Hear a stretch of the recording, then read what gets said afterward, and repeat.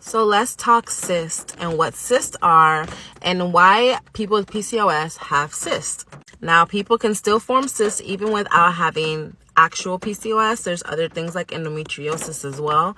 But a lot of people with PCOS do have cysts. And I'll tell you why. What's up, guys? My name is Kasha Royo, aka That Girl with PCOS. My whole platform is about PCOS. I was diagnosed at a very young age, and I'm here to help you navigate this crazy world because some doctors really don't know what they're talking about. So when I first got diagnosed, my doctor basically told me that I didn't form like a pearl egg. I formed a pearl necklace. He never really elaborated on that. He just basically said it would be really hard for me to have children when I got older and I would need to see a doctor. Hearing that at a young age, I was thrilled. Didn't want to have kids. But I still didn't understand what he meant by the whole pearl necklace and pearl ball. But now, as someone who's very informed with PCOS, doing my research, doing the work, I now know what he meant by that. So women with PCOS, 9 out of 10 times, they do not ovulate, which causes a lot of problems with their period. It causes a lot of problem with their hormones, infertility, all that. We need to ovulate, and not being able to ovulate is a huge problem. This causes problems with your period. You could have an excessive period or no period at all, or even small bleeding between periods, during period. It's just not a normal period. When we ovulate, we have these small eggs that are supposed to basically be released.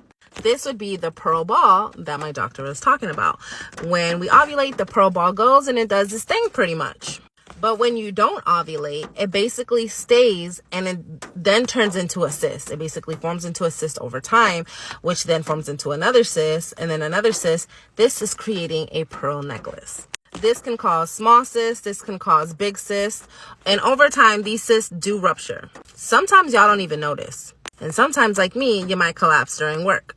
These cysts can be extremely, excruciatingly painful.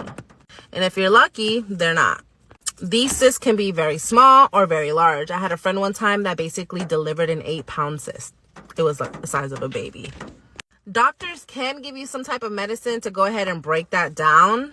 If this is a reoccurring problem, you should definitely go see your OB or your primary to go ahead and get that assisted. This is why I say it is so important to get a transvaginal ultrasound and a regular ultrasound so that you can see these things and you can see them in depth to see how big they are, how small they are, how invasive they are, and to make sure that they're not cancerous.